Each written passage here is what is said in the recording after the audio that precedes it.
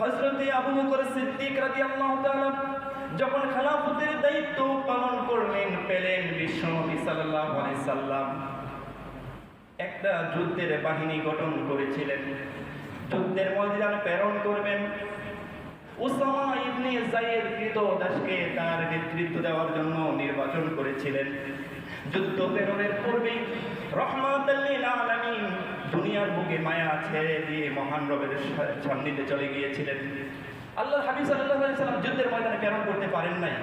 না করার কারণে আবু বকর রাদিয়াল্লাহু তাআলা যখন খেলাফতের দায়িত্ব পেয়েছিলেন, পাওয়ার পর বিশ্বনবী সাল্লাল্লাহু আলাইহি সাল্লাম কৃতদাস উসামা ইবনে যায়েদকে তার কমান্ডিং এর দায়িত্ব পালনের জন্য নির্বাচন করেছিলেন।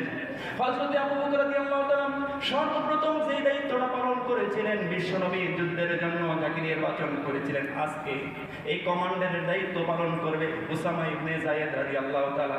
তিনি যেমন ঘোড়ার উপরে উঠে বসে আছেন, স্বয়ং খলিফাতুল মুসলিমিন আবু বকর সিদ্দিক রাদিয়াল্লাহু তাআলা মাটি দিয়ে হাঁটছেন।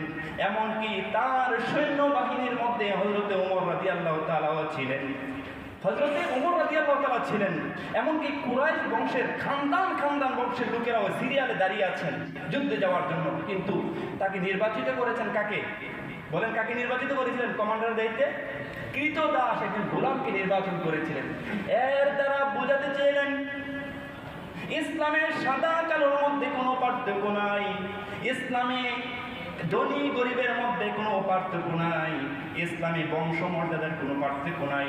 যেই ব্যক্তিকে ইসলাম নির্বাচন করবে তার তার দায়িত্ব পালন করা এটাই হবে সকলের দায়িত্ব। জুড়ে বলেন সুবহানাল্লাহ।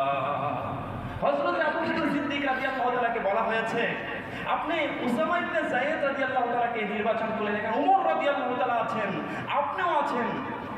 বললেন যে আল্লাহর হাবিব সাল্লাল্লাহু আলাইহি সাল্লাম যেখানে যুদ্ধের জন্য নির্বাচন করেছেন সেখানে আমাদের কোনো হাত থাকতে পারে না। এটাই বিশ্বনবী সাল্লাল্লাহু আলাইহি সাল্লাম শিক্ষা দিয়ে গেছেন। ছোট বড়, ধনী গরিব, সাদা কালোর মধ্যে there is no difference between black and white. ইসলামের সাদা কালোর মধ্যে কোনো পার্থক্য নাই। দেখছেন, ইসলাম হচ্ছে এরকম।